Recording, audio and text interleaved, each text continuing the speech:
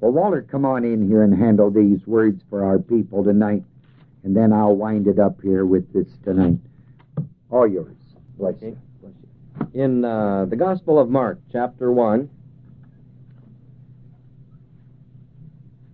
in the dealing with the adversary class, we cover the multifarious operations of the devil and the reason that he has to have a number of different titles in the Bible. He's not just called by one name, but he's called by several names because of his many different ways of operation.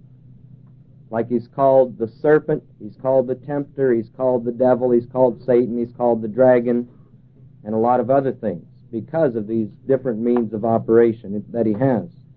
He's called, the two main titles that are given to him in the Bible are the devil and Satan. The devil is always used of him when he's in his direct dealings with people or others. When he deals directly with God or with Jesus Christ or with Eve, his devil spirits, or those who are born of him, it uses the title devil.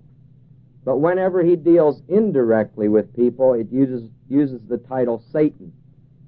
When he's influencing people and situations by manipulating the things that surround you, then he's called Satan. He's called the tempter simply in situations where he's tempting someone. That's what that means, that title. I just thought of that's why it's at the heading here. Mm-hmm. That's why it's at the heading in Matthew and Luke, because the whole thing is tempting Jesus. Right. That's why it's the first. That's good. Right. That's accurate. That's wonderful. That's right. Just thought of that. Oh, incidentally, that in Luke is in the perfect tense. Has been delivered. Well, you have it. It's right on. Okay. Now, he's called the devil when he deals how? Directly, and he's called Satan when he deals indirectly. In Mark chapter 1, verse 12, you have a brief record of the temptations. It says, "And immediately the Spirit driveth him into the wilderness, and he was there in the wilderness 40 days, tempted of whom? Satan." He was for 40 days tempted indirectly in the wilderness, and was with the what? Wild beasts. And then the angels ministered unto him.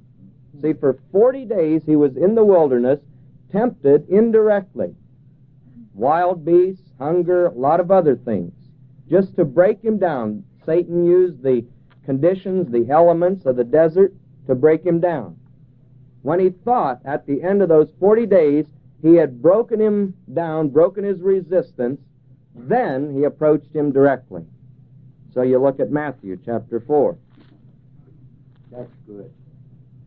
Worked on him for 40 days. 40 days. Trying to soften him up. Tremendous. Then he played his trump card at the end of those 40 days. Right.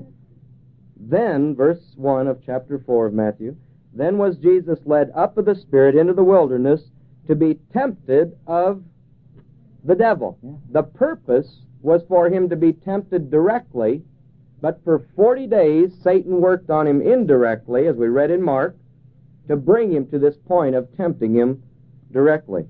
And when he had fasted 40 days and 40 nights, he was, what?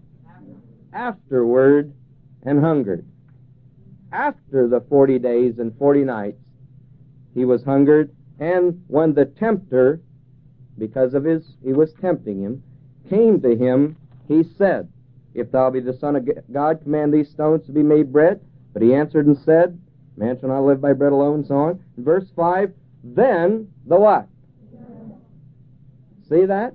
Because he was approaching him directly after the 40 days and 40 nights. Now he was playing his trump card because he thought he had so broken him down that now he could come to him and say, "Worship me, do these things, do what I tell you instead of doing what God tells you." He approached him directly.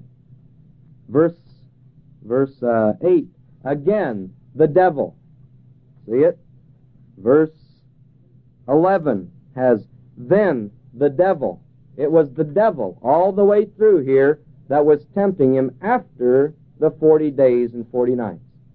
But on this final temptation that's listed in Matthew chapter 4, verse 10, after the devil had laid out his final trump card here, in verse 10, then saith Jesus unto him, get thee hence, devil. No. He didn't even treat him as dealing directly with him. He just treated him as an indirect object. Right.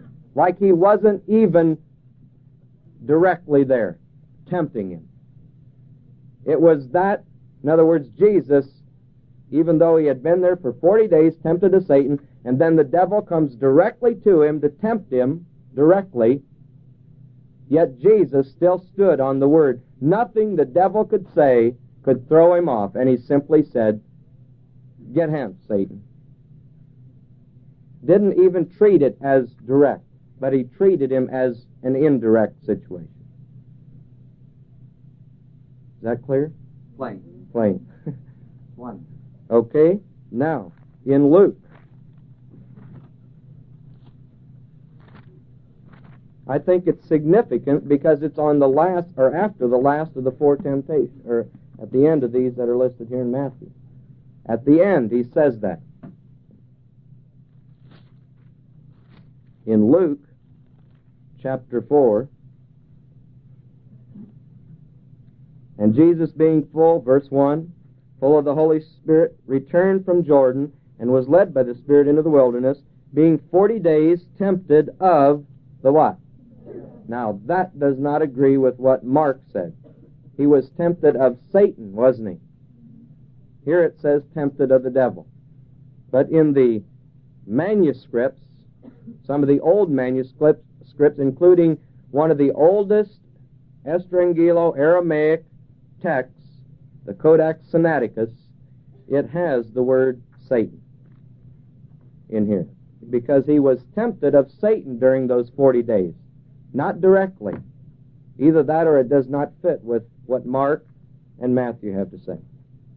But he was 40 days tempted of Satan, and in those days he did eat nothing, and when they were ended, the 40 days, he afterward hungered, and the devil directly said unto him. See it? 40 days tempted of Satan, then afterward he was hungered, and the devil approached him directly. Now you have in verse 5, the devil taking up into the high mountain. In verse 13, when the devil had ended all the temptation, departed. And in verse 8, this is the one where the word oikonomia, oikumene, is used in verse 5, where he was tempted with the kingdoms of the inhabited world. And in verse 8, Jesus answered and said unto him, get thee behind me, Satan, and that is not in most of the manuscripts here in Luke. That phrase, get thee behind me, Satan, is not in most of the manuscripts. As a matter of fact, the critical Greek editors, almost all of them omit it, because it does not have the manuscript authority. Jesus answered and said unto him, it is written, thou shalt worship the Lord thy God, and him only shalt thou serve. So there you have Satan tempting him for 40 days, but the references to him after those 40 days, where he played his trump card, always call him the devil, with one exception where he's called the tempter, because that's overall what he was doing in this context. And that place in Matthew where Jesus simply calls him Satan. Doesn't even treat it as a direct situation. When it's all over. When it's all over with. You want to take our people a little deeper into this, like the self-preservation and this recognition, this stuff that I handle. Okay. Why don't you just set that, because we've talked about this with Bill and some of the rest.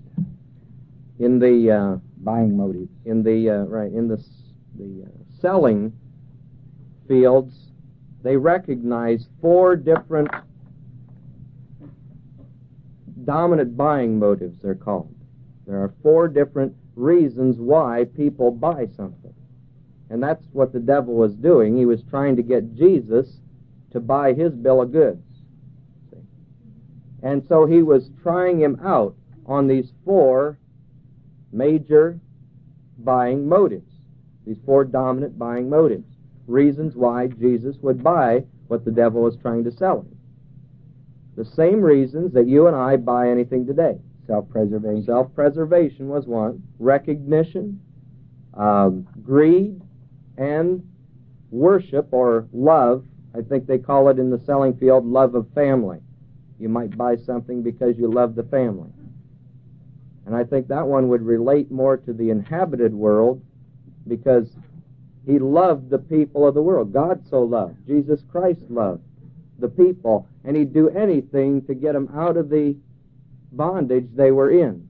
The only thing is, what the devil was trying to sell them wouldn't have gotten us out of what we were in. See? And he recognized that.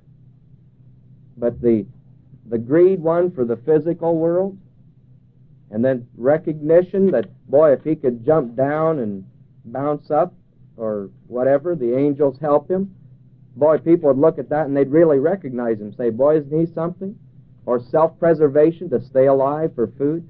And that word tempt, tempt the Lord thy God, is not the word that's used in James, where you can't tempt God, but it's a try out type of thing. It has the prefix ek on the front of it, to try out, which is fit with what you were sharing on that. All truth is always true, whether the devil has it or who's got it. That's why the worst situations could not exist without truth. Evil is a parasite. Evil cannot exist unless there's truth to live off of it. Thieves cannot steal without trust. 2 thieves who are going to steal have to trust each other to do the stealing. That trust is the cohesive truth. Isn't that something? Like he's talking about these dominant motives. That's exactly what the adversary, the devil, used with Jesus. The 4 basic things why any man does anything. Give them to him again. Self-preservation. Self-preservation, recognition, greed, and love of family or worship. Worship. Yeah. That's why you do everything you do.